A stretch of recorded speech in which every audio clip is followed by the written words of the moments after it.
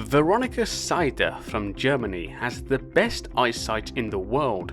Whereas most people can see details of things about 20 foot away, she can see precise things up to a mile away. Her eyesight is so powerful, she could write a 10-page letter on the back of a postage stamp and read it clearly. But even she can't see the Faroe Islands qualifying for the 2022 World Cup. Hope you enjoyed that little journey. With 8 games out of 10 gone in World Cup qualifying, the Faroe Islands went into the final 2 games of the campaign with qualification out of the question. So if they can't do anything for themselves, let's at least ruin something for someone else.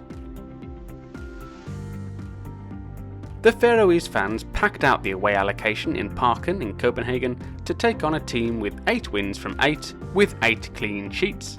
Denmark had already secured their place in the finals, and with just 2 games to go against the Faroe Islands and Scotland, Danish fans had begun to dream about the perfect qualification. Both teams had an Olsen in their squad, and it was Andreas Skov Olsen who scored the first goal of the game. And then Jakob Brun Larsen made it 2-0 to Denmark, sending the Faroes to another defeat. But you know the Faroes by now, they never give up, and they successfully ruined Denmark's perfect clean sheet record with an Olsen of their own. NSO Runewig's Clement Olsen made it 2-1 with a minute to go, scoring the Faroes' first goal against Denmark since 1990, when HB's Allan Morkor scored in a 4-1 defeat in their first ever meeting.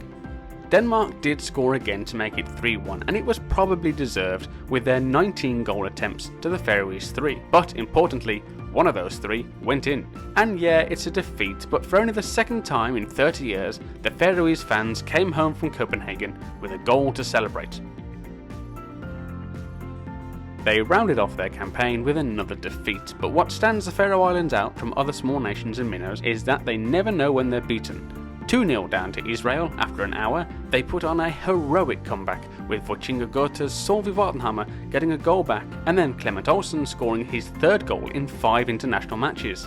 That goal made Clement the joint top international goal scorer for the country, level with Rugvi Jakobsen, who scored 10 over 53 caps.